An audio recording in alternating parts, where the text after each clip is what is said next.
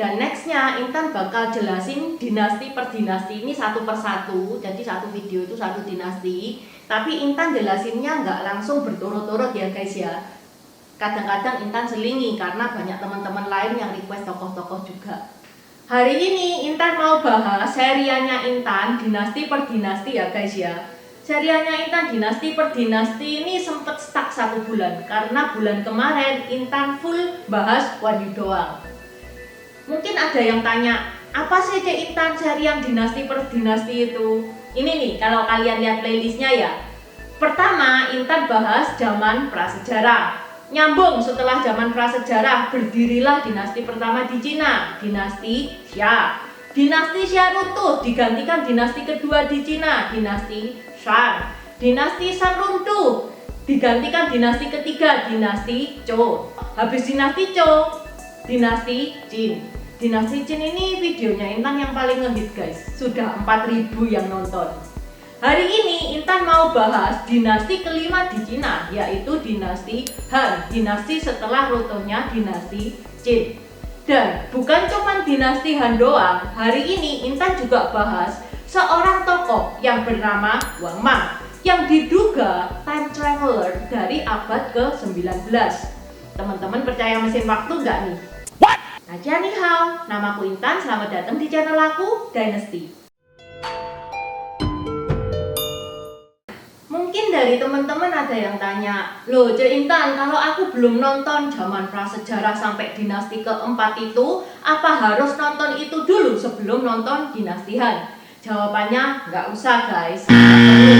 Andai kata kalian belum nonton video-video Intan sebelumnya, tetap kok kalian bisa nyambung dinasti Han ini. Soalnya seriannya Intan yang dinasti per dinasti ini beda sama Samko. Kalau seriannya Intan yang dinasti per dinasti ini satu video selesai, satu video selesai. Jadi sudah beda tokoh, beda latar belakang. Jadi beda sama Samko. Kalau Samko itu dari awal sampai akhir itu tokohnya sama semua. Dan Intan nggak mungkin dong menjelaskan di video pertama sudah jelasin tokoh ini, video kedua jelasin tokoh yang sama, kan nggak mungkin.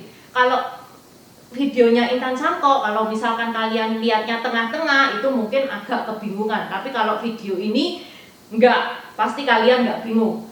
Jadi teman-teman jangan nyetop video ini dulu, ditonton video ini dulu sampai habis. Andai kata nanti tertarik untuk nonton video-video sebelumnya dinasti Han, bisa ditonton setelah nonton video ini. Okay, let's start! Seperti yang Intan pernah ceritakan di videonya dinasti Qin ya guys ya. Dinasti Qin ini hancur karena pemberontakan seorang tokoh yang bernama Xiang Yu dari daerah Zhou, bekerja sama dengan Liu Bang dari daerah Han. Begitu dinasti Qin ini berhasil digulingkan, karena mereka berdua itu team up ya, waktu itu masih team up, berhasil digulingkan, dataran Tiongkok ini terpecah menjadi 18 bagian. Lalu Xiang Yu dan Liu Bang yang saat itu tuh team up jadi musuhan. Mereka itu saling berebut kekuasaan. Dan pertempuran mereka itu terkenal dengan nama Perang Chu Han. Raja dari 18 bagian ini tinggal pilih, kamu mau pro Xiang Yu atau mau pro Liu Bang.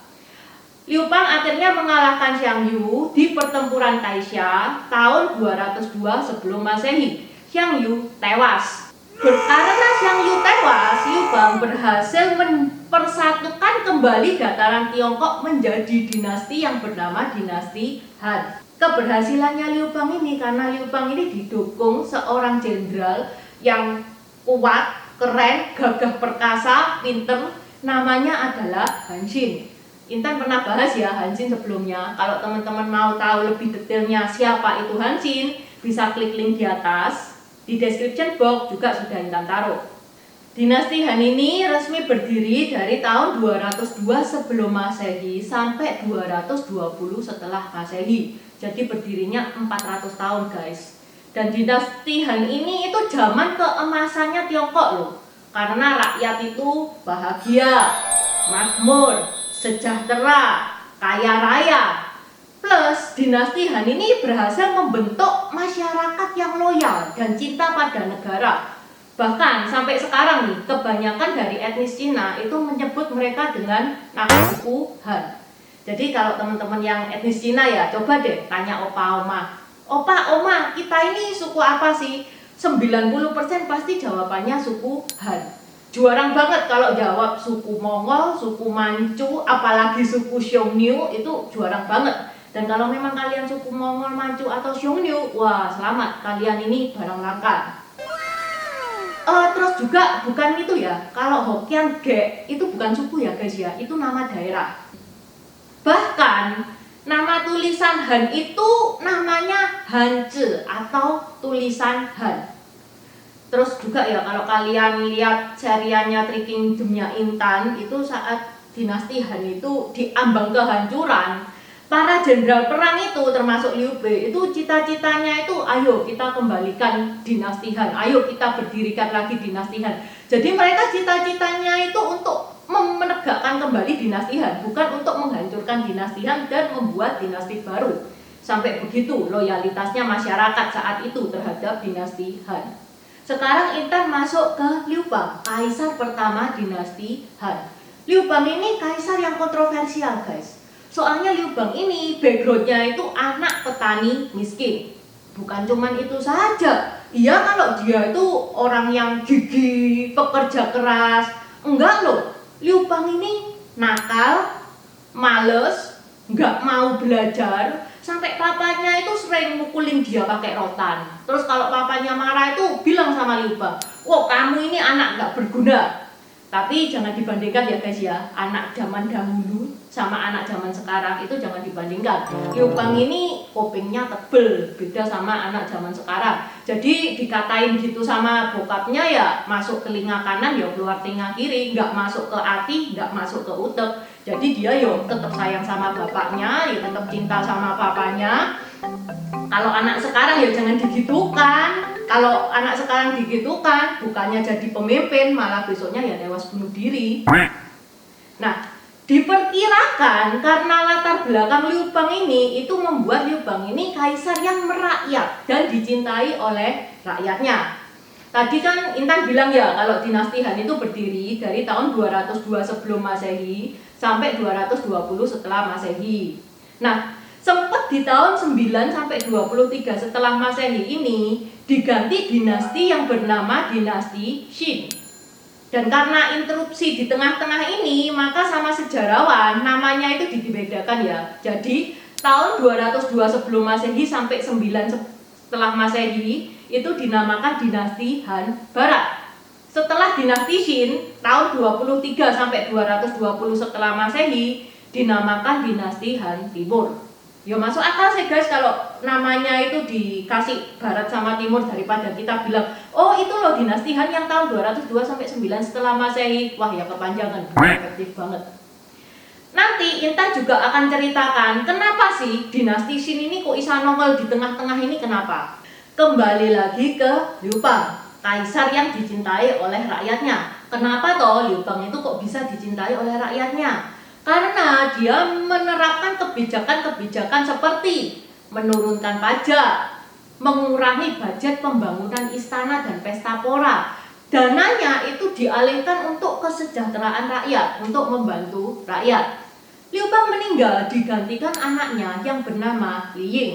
Li Ying ini saat bertahta diatur namanya ya guys ya, yaitu Permaisuri Liu Zhi.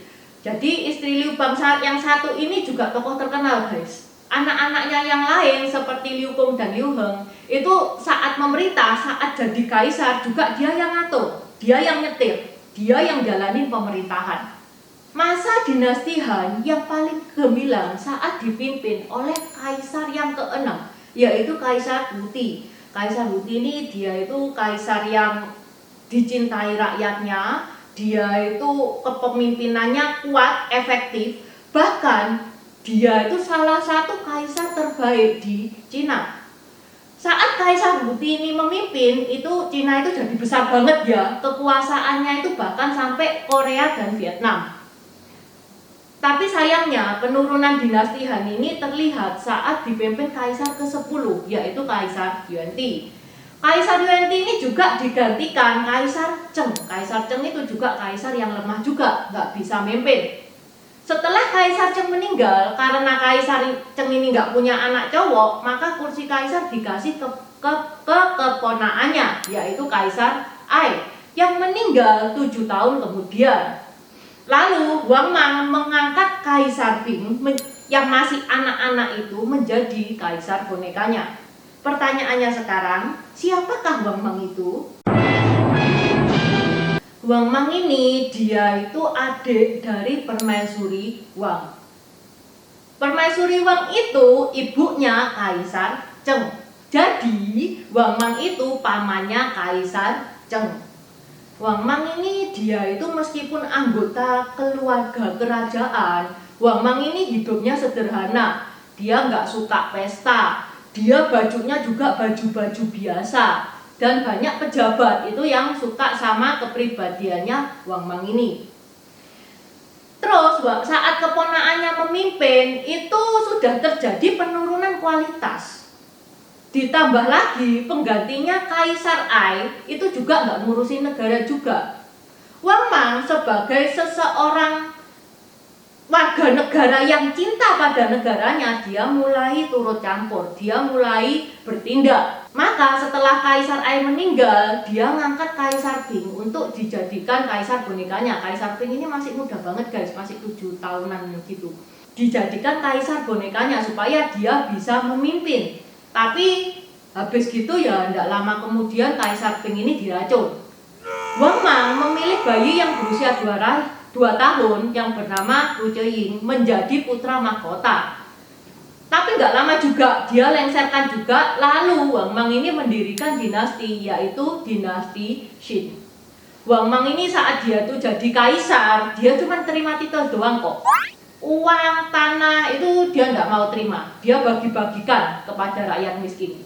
Jadi Wang Mang ini dia itu cuma gila hormat guys, jadi dia nggak gila harta gitu enggak. Tapi kalau dibilang gila hormat yo enggak juga yo guys ya. Sekarang ya siapa sih nggak kepengen jadi kaisar? Intan juga pengen jadi kaisar. Enak loh jadi kaisar itu, kebal hukum, terus bisa menciptakan hukum. Jadi kalau ada orang yang bilang, "Loh, Intan gendut," besok kepalanya hilang.